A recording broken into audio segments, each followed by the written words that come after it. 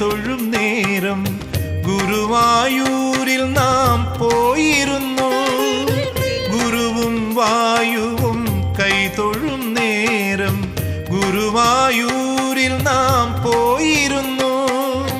വൈകാതെ വൈകുണ്ഠം അവിടെ വന്നു. വൈശാഖ ഭജനം വിരുന്നു വന്നു. വൈകാതെ വൈകുണ്ഠം അവിടെ വന്നു.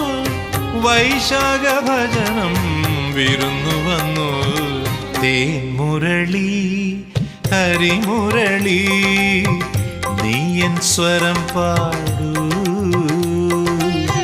ദ്വാപര പുലരി നിൻ തിരുനെറ്റിയിൽ ഗോരോചനമായി